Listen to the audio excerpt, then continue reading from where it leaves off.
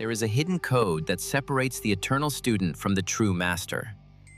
Today, you will learn exactly why most people remain stuck at the beginner level forever. Look around you. Why do some people pick up a guitar and shred within months?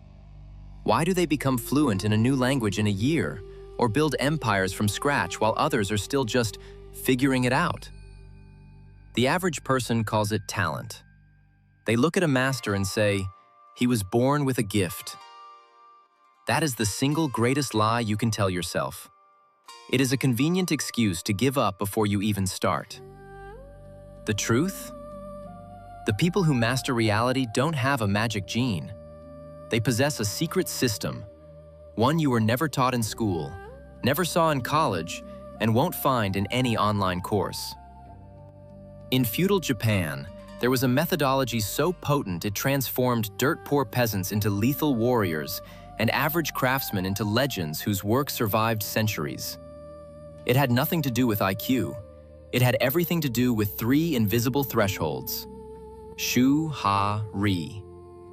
Once you understand how this works, you stop being the person who starts 1,000 projects and finishes 0. You become someone who commands mastery at will. But there is a price. To learn this, you must accept a truth your ego will hate. Before we unlock the system, make sure you subscribe and hit the like button. And tell me in the comments, what is the one skill you are desperate to master? Is it guitar, coding, a new language? Let me know below. Now, let's get back to it. Chapter 1: The Lost Apprentice. Our story begins in the dust of feudal Japan. Enter Yamato, a young peasant with a dream that ate him alive: to become a samurai. He had no bloodline, no crest, no right to the blade. He had nothing but an obsession that burned hotter than a forge. While the other village boys quietly accepted their destiny as farmers, Yamato studied the samurai passing on the road. He studied their stride, the steel in their eyes, the lethal command they held without speaking a word. He didn't just want it, he craved it more than oxygen. At 16, Yamato carved a wooden sword and began his war against mediocrity. He rose before the sun, mimicking the moves he had watched from the shadows. Horizontal cuts, vertical slashes, thrusts. Hours upon hours, day after day. 6 months later, he was exactly where he started. His movements were stiff. His body refused to obey his mind. The sword felt like a dead weight, foreign and clumsy in his grip. Frustrated, he turned to books. He devoured ancient scrolls on strategy, memorized the names of legendary strikes, and studied the philosophy of Bushido. His mind became a library of war, but the moment his fingers touched the handle, that library burned down. A full year bled away.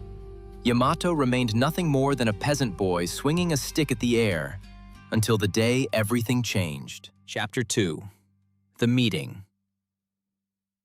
One afternoon, as Yamato slashed at the air near the forest edge, a voice cut through the silence like a blade. "Your feet are wrong. Your posture is broken. Your breathing is pathetic. Everything you are doing is useless." Yamato spun around. Standing there was an old man with iron-gray hair, a roadmap of scars across his face, and the twin swords of a true samurai at his hip. Shame flushed Yamato's face. I am trying to learn on my own, sir. I have no master." The samurai circled him like a predator. "How long have you been at this?" "1 year, sir." "And have you improved?" The silence screamed the answer. The samurai snatched the wooden sword from Yamato's grip. "Here is your problem. You think you are training, but you are merely cementing your own incompetence. Every bad rep teaches your body how to fail with more precision." Those words gutted him. Yamato had spent a year practicing his own failure. "But how?" Yamato stammered, his voice cracking. "I've read the ancient scrolls. I've memorized the strategies. I know the moves." "That is exactly why you fail," the samurai snapped. "You are trying to build a castle starting with the roof." You chase strategy before you can even stand. You try to innovate before you can imitate. You skip the only thing that matters, the path. The samurai locked eyes with the boy. There is a universal law of mastery. 3 stages. You cannot skip them. You cannot rush them. If you try, you will remain mediocre until the day you die.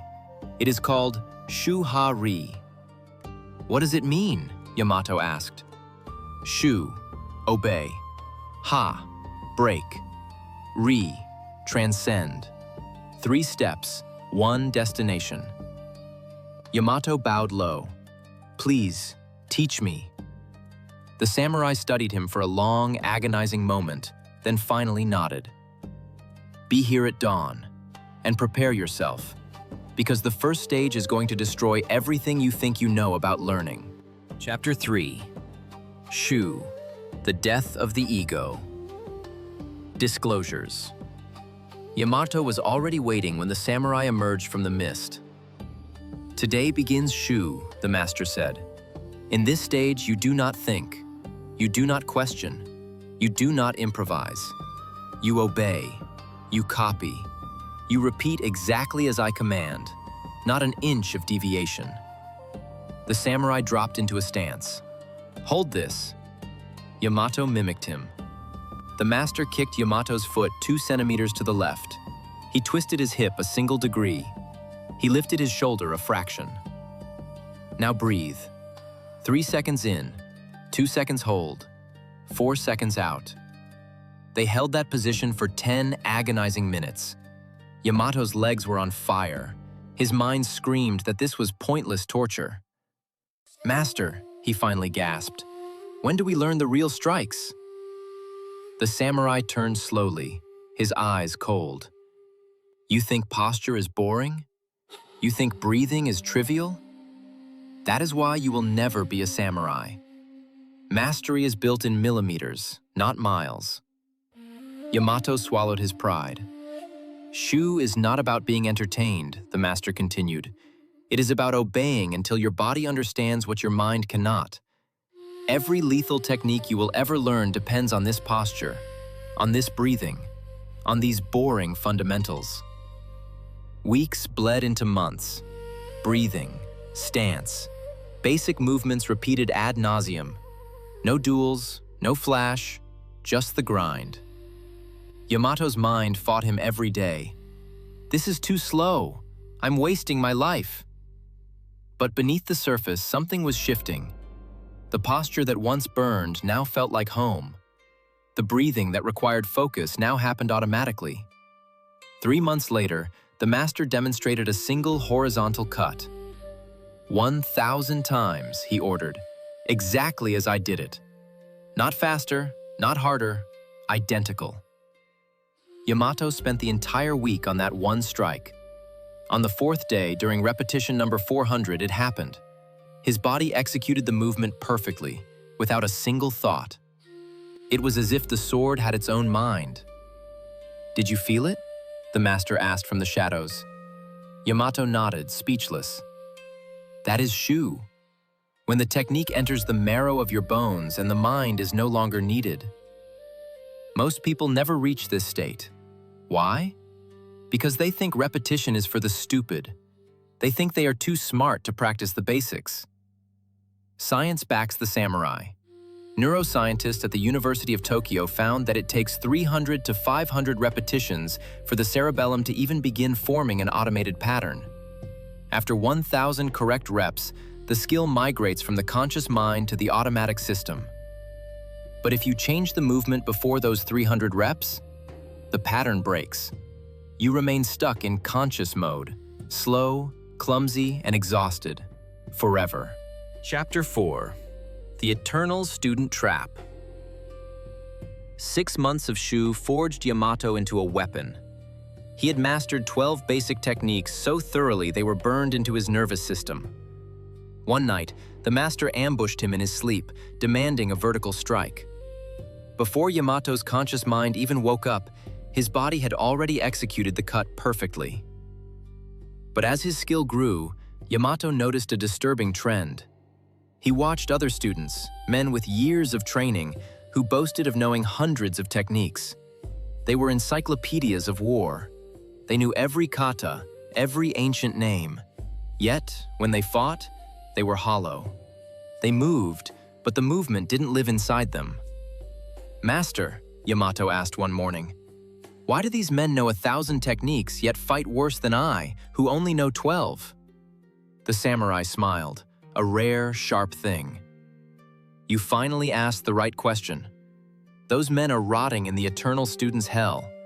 They collect techniques like children collect toys. They jump to the next lesson before mastering the last. They mistake knowing for being."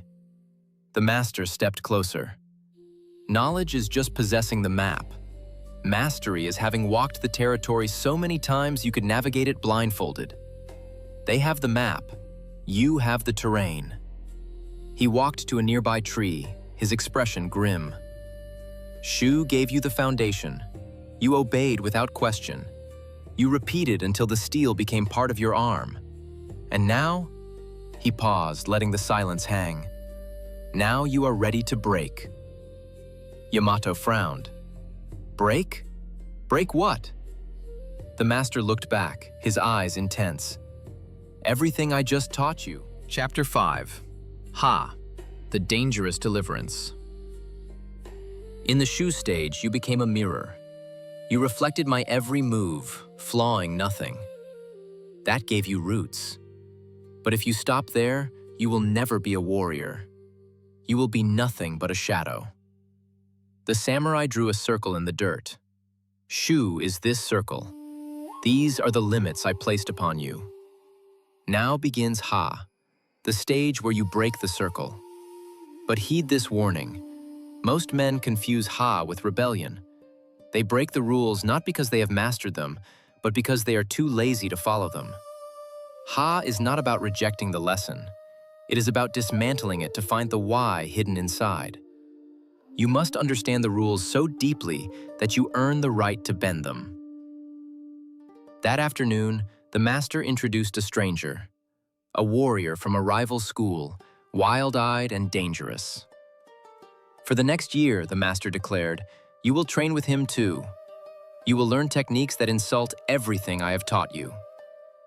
Yamato was terrified. But master, won't a contradictory style poison my foundation? If your Shu was weak, yes, you will crumble into a confused mediocrity. But if your Shu was true, you will do something extraordinary. You will stop seeing styles and start seeing the truth. And so the torture began. Yamato spent mornings with his original master, practicing low stances, economy of motion, and patience. He spent afternoons with the stranger, learning high stances, explosive aggression, and risk. At first, his brain short-circuited. The two methods were at war. But after 3 months, the fog lifted. Yamato realized that while the forms contradicted each other, the principles shook hands. Both masters were teaching the same physics: how to move energy, how to read intent, how to be present. You are beginning to see, the original master noted. Shu taught you the container. Ha is teaching you the contents. When you grasp the principle, the technique becomes a tool, not a prison. A year of this duality transformed Yamato. He was no longer a clone of either teacher. He was becoming a chimera. One morning, during a spar, Yamato absorbed a strike using the first master's grounding, then instantly countered with the second master's explosive fury. The transition was seamless. It was a move neither master had taught him. "What was that?" the second master asked, stunned. I don't know. It just felt right." The masters exchanged a look. "Ha is complete," the first master declared. "You are no longer obeying blindly. You are adapting wisely." But then the tone shifted. And this is where 99% of warriors stop. They reach Ha, become clever remixers of other men's techniques, and think they are gods. But Ha is still a cage. It is just a larger one. You are still tethered to what you have learned. There is a final stage, Re. Only 1 in 1,000 survives it because it demands a sacrifice most are too cowardly to make. You must forget everything. Chapter 6. Re, the silent transcendence. Re is the stage where the technique vanishes. The master explained, "You no longer use the techniques use you." Yamato frowned. "How can I fight without techniques?" "You will understand," the master said. "But first, a story. When I was young, I had studied the blade for 40 years. I knew 300 killing strokes. I had mastered 12 distinct styles. I was arrogant. Then, an old man challenged me. He was 80 years old, frail, barely able to walk. I accepted, thinking I would end it quickly out of mercy. He defeated me in 3 moves. But what terrified me wasn't the defeat. It was that he used no style I recognized. It wasn't style A or style B. It was nothing and everything. It was water, formless yet perfectly adapted to the instant. He told me, "Young man, you fight well, but you are still fighting. I stopped fighting long ago. Now, I just respond." "But how do I reach that?" Yamato asked. "Time, pain, and most importantly, you must stop trying." The next 5 years were the hardest of Yamato's life. The master stopped teaching. He simply threw Yamato into the pit, fighting every day against different weapons, different styles, different rhythms. At first, Yamato's mind was noisy. Now I use the block. Now I use the counter. His brain was still sorting, labeling, and choosing. But slowly, the labels dissolved. He stopped thinking, "Do technique X," and simply did. Then came the day the dam broke. Yamato faced 3 opponents at once. In the chaos of steel and shouting, something inside him simply let go. He didn't remember making a single decision. His body flowed like smoke. He blocked, struck, spun, and dodged without a single conscious thought. It was as if he were a passenger in his own body, watching a god fight in his place. When the dust settled, 3 men were on the ground. Yamato stood there, breathing calm, rhythmic air, unable to recall a single move he had made. The master watched from the edge, a rare smile breaking his face. "You finally stopped fighting." "But I fought 3 men." "No," the master corrected. "Your body responded. There was no Yamato in there making choices. There was only pure response. This is Re. You have transcended the technique. It is now so deep within you, you don't even know it's there." Science confirms the samurai. Researchers at Kyoto University studying embodied cognition found that when masters reach the highest level, the prefrontal cortex, the part of the brain responsible for conscious decision-making, goes dark. The expert isn't doing the skill anymore. The skill is expressing itself through them. Neurologically, the dancer becomes the dance. The warrior becomes the sword. Chapter 7. The Nameless Master. Years bled away. Yamato was no longer the peasant boy dreaming in the dirt.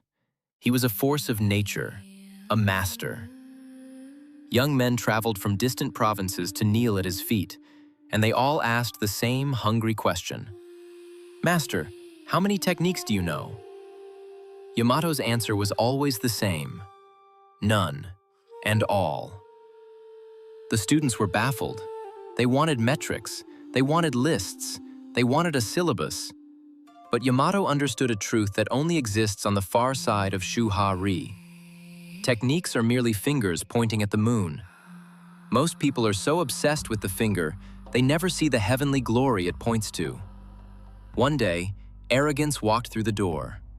A young student challenged him. "Master, with respect, you claim to know nothing. My old instructor knows 500 distinct killing techniques. How can you possibly be superior?" Yamato calmly picked up a wooden sword. "Show me.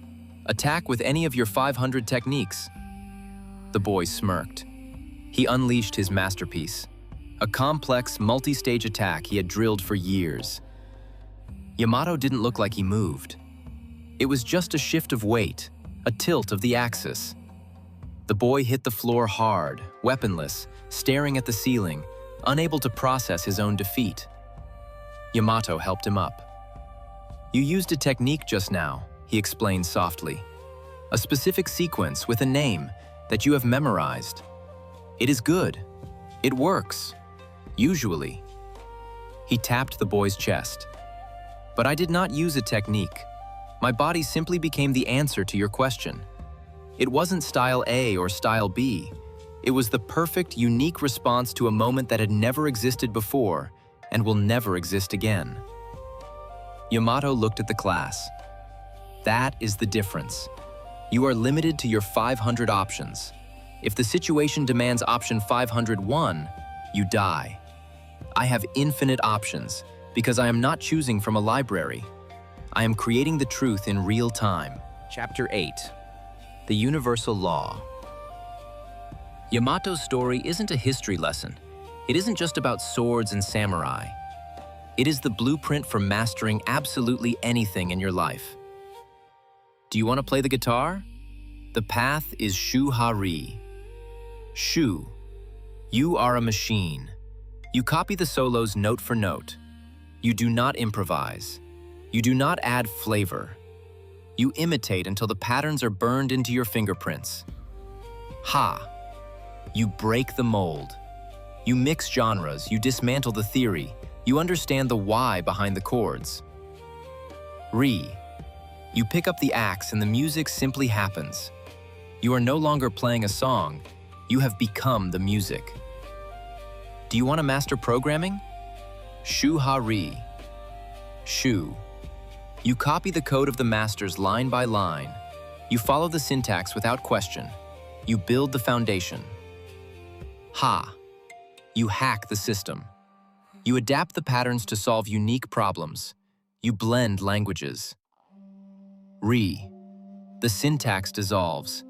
You look at a problem and the solution flows through your fingers before you even think. The language is gone. Only pure logic remains. Do you want to build a business? Shu-ha-ri. Shu. Don't try to be a genius. Replicate the models that already print money. Don't reinvent the wheel. Learn how it rolls. Ha. You twist the model. You adapt it to your niche. You spot the universal principles that transcend industry. Ri. You throw away the business plan. You intuitively feel what will work, reading the market's pulse the way a master reads an opponent's heartbeat. The path is always the same. Shu-ha-ri is not just ancient philosophy, it is the physics of deep learning. But there is a secret about this system that no one tells you, a final hidden trap that explains why most people, even those who try hard, never actually reach the finish line. Chapter 9. The Trap of the Modern Generation. The burning truth is this. Most people alive today will die without ever mastering a single thing. Why? Because they refuse to bend the knee to Shu. Think about it. How many times have you heard someone say, "I don't like following rules. I prefer to find my own way. I'm more creative when I improvise." That sounds noble, doesn't it? It sounds like independence, like genius. But it is a lie. It is your ego building a fortress to protect you from the uncomfortable truth. You don't want to find your own path. You want to avoid the agony of mastering someone else's first. If Yamato had said, "I'm a unique individual, I don't need to copy," he wouldn't have become a samurai. He would have been just another dead peasant who thought he was too special to learn. The modern world has been poisoned by a toxic myth that you should skip the fundamentals and go straight to self-expression. The result? A generation of dabblers. People who know a little about everything and nothing about anything. People with 47 half-started hobbies who say, "I tried guitar, but it wasn't for me," when in reality, they just didn't have the guts to survive the Shu stage. Let me be brutal. No fluff, just the raw truth. The reason you haven't mastered that skill isn't a lack of talent. It isn't a lack of time. It is because you are trying to start at Ha without suffering through Shu. You want the glory of mastery without paying the price of obsessive repetition. You want to play like a virtuoso, but you refuse to play scales for 6 months. You want to code like a god, but you won't copy the boring syntax of the masters. You want the 8-figure empire, but you won't study the dull business models that actually work. You skip Shu because it is boring, because it is humiliating to admit you know nothing, because you bought the lie that you are too unique to follow the path. As long as you believe that lie, you will remain mediocre. The truth that burns. There is no shortcut. The Zen monks knew this 800 years ago. The samurai knew this 400 years ago. Every master knows it today. There is only Shu Ha Ri. So here's your battle plan. Not Monday. Now. Choose one skill. Not 3, not 5. 1. The single skill that, if mastered in 3 years, would change your life. 2. Find a master. They don't need to be famous. They just need to be 10 times better than you. If you can't find one in person, find one online. But choose one. 3. Submit to Shu. Copy this person with obsessive precision. No my way, no creativity. Just perfect imitation. Will it be boring? Yes. Will you feel like a robot? Yes. Will people judge you?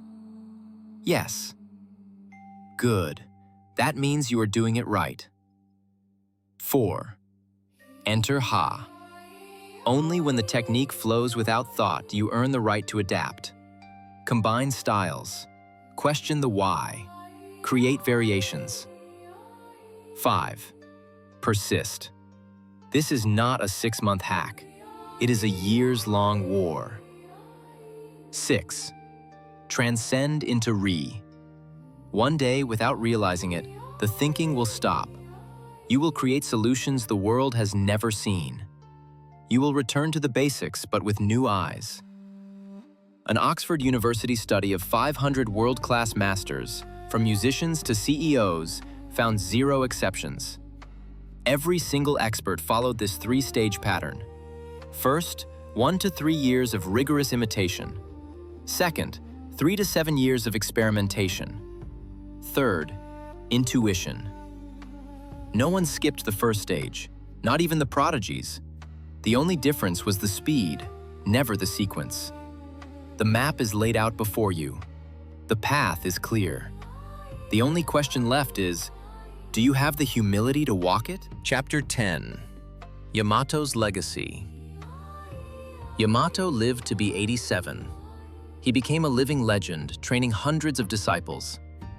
On his final day, surrounded by his most elite students, a young warrior asked him a question that silenced the room. Master, looking back, what is your greatest regret? Yamato closed his eyes for a long moment. Then he spoke. My only regret is not starting Shu sooner. I wasted an entire year trying to teach myself, arrogant enough to think I could find a better way. If I had bowed to a master on day 1, I would have gained an extra year of mastery. And an extra year of mastery is a treasure no amount of gold can buy. He looked each student in the eye. Do not make my mistake. If you want to master something, find someone who has already done it. Copy them without shame, without ego, without rushing to add your personal touch. Mastery isn't about being original from the start. It is about becoming so skilled that originality becomes inevitable. Those were his final words on the path. 3 days later, he died peacefully, knowing the chain remained unbroken. The path doesn't end, it transforms. And here is the secret very few people realize. Shu Ha Ri isn't about learning skills. It is about who you become in the fire of learning. The person you are right now, impatient, distracted, jumping from trend to trend, demanding results without process, that person will never experience true mastery. But there is another version of you, a version that has the patience to copy perfectly, the humility to admit ignorance, the discipline to practice the boring things 1,000 times, the wisdom to understand that the long road is actually the fast road. This version of you already exists. It is waiting for you to stop looking for shortcuts and accept the only path that works. Shu-ha-ri is a mirror. Look into it. What do you see? Do you see someone willing to start as a zero without ego? Or do you see someone still scanning for a hack, a cheat code, a way to avoid the work? Because only one of those people will make it. The question isn't, does the system work? The question is, are you willing to pay the price? Yamato was just a peasant. No talent, no lineage, no advantages. His only weapon was a willingness to obey before questioning, to imitate before innovating, to master the basics before seeking the advanced. That choice transformed him from a nobody into a name remembered for centuries. You have the same choice. Do you want to spend the next 5 years trying to reinvent the wheel, only to end up exactly where you are today, knowing a little about everything and nothing about anything? Or would you rather pay the price and become extraordinary? Mastery is waiting, but it won't come to you. You have to walk to it, step by step, repetition by repetition. Shu, then ha, then ri. The path is ancient. The path is tested. The path works. If this video woke something up inside you, subscribe now and hit the bell so you don't miss the next lesson. And tell me in the comments, what is the one skill you commit to mastering using Shu-ha-ri? Write it down below. Let it be your first step.